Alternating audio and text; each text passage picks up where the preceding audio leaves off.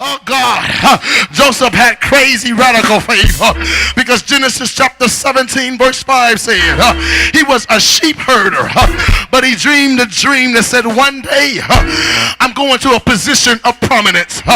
He said I'm just a sheep herder, but he told his brothers that I saw the stars, the moon, and the sun bowing down to me. They looked at him and said, boy, you ain't nothing but a sheep herder. But Joseph said, I've got some favor on my life, and I've got faith working in my life, and I'm not going to always be a sheep herder. Is there anybody here this morning stuck on a job that you don't like? I've got some good news for you. You're not going to always be stuck on that job. Is there anybody here this morning saying, I'm tired of a minimum wage paying job? Well, you're not going to always be stuck on a minimum wage paying job. God has prominence on your life. There's a calling on your life. In fact, look at your neighbor and say, neighbor, where I am right now is not my eulogy. Where I am right now is not my finish. It's not my ending. In fact, tell them, neighbor, the best is yet to come in my life. I wish I had some people here this morning that really believe that the best is yet to come. Somebody shout, the best is yet to come in my life. I've got favor on my life. Joseph was a dreamer. And can I tell somebody this morning that whenever you see a dreamer, you have to pray for a dreamer, because our world hates dreamers. I better say that again. Whenever you see a dreamer, you have to pray for the dreamer, because the world hates dreamers. Gandhi was a dreamer. Jesus of Nazareth was a dreamer. Dr. Martin Luther King Jr. was a dreamer. You got to pray for dreamers. Joseph was a dreamer, and because he was a dreamer, his brothers came along and started player hating on him and threw him down in the pit. Oh, but when favor's on your life, I don't care what the enemy throws at you, you bound to come out of it. Is there anybody in a pit this morning?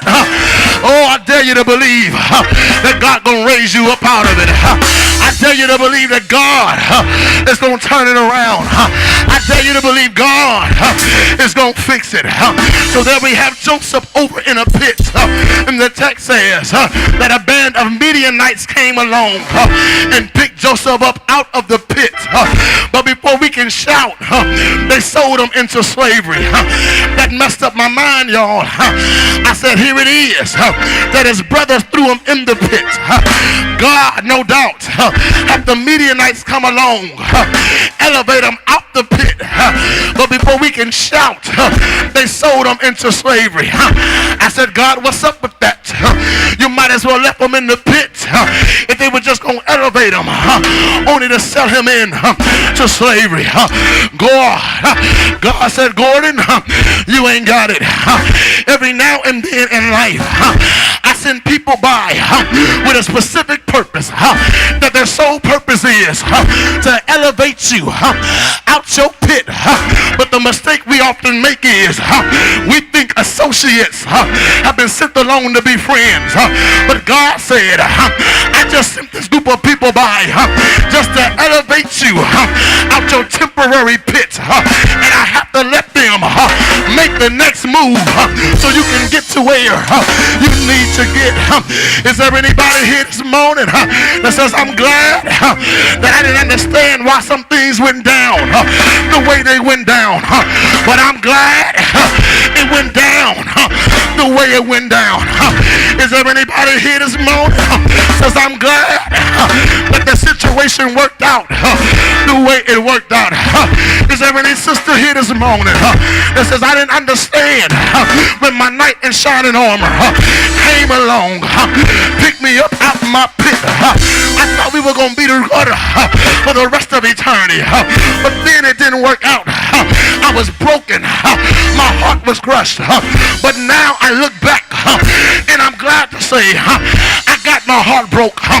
Is there any woman here this morning said it was the best thing that could have happened to me when he broke my heart? That just pushed me to where God wanted me to be. Is there anybody here this morning say, I'm glad they fired me from that job. I didn't like it anyway. If I had never got fired, I'd still be there typing on a manual typewriter. But when they fired me, God opened up a brand new door. So I'm glad it went down the way it went down. I found somebody to say, neighbor, I didn't understand it then, but I'm glad it went down the way it went down. The Midianites picked them out the pit and they sold them into slavery. Genesis 39, y'all. Genesis 39 says that when they sold him into slavery, that he ended up at Potiphar's place.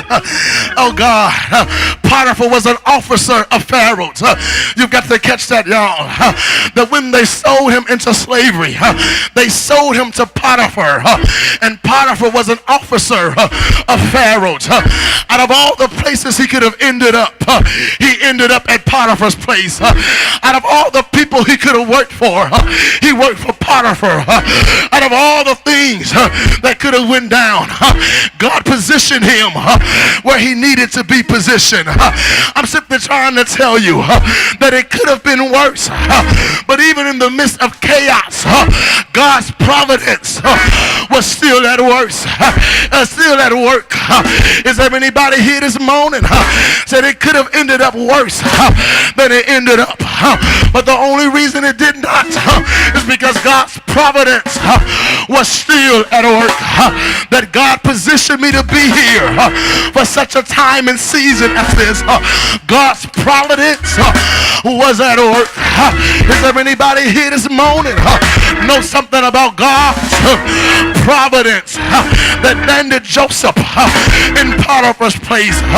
39:2 says that the Lord was with Joseph and that he was successful. 39:3 says Potiphar saw the Lord was with Joseph. Wait a minute. Potiphar saw that the Lord was with Joseph.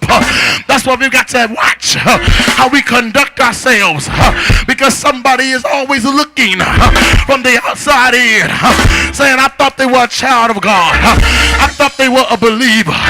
And so even in the midst of pain, you've got to learn how to praise, because somebody is watching you. Even in the midst of a struggle, you've got to learn how to lift up your hands and say, he may not come when I want him to come, but I declare he will come on time. It said Potiphar saw that the Lord made all Joseph did to prosper. Genesis 39:4. Joseph found favor. But look at Joseph. Even though favor was on his life, the text says he served Potiphar.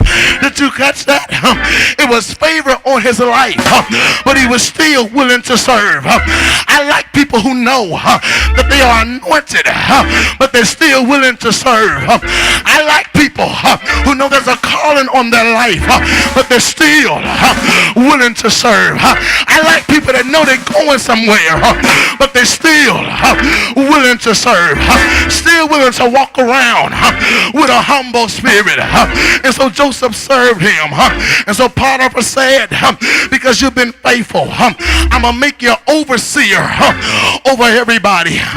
Did you catch that? At an emotionally low time in his life, God was still doing something to encourage his spirit.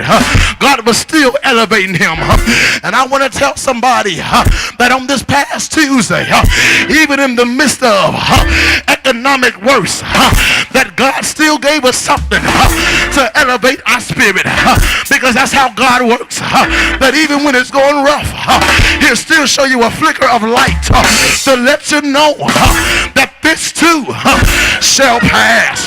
Is there anybody here this morning to believe that everything I'm going through, this too shall pass?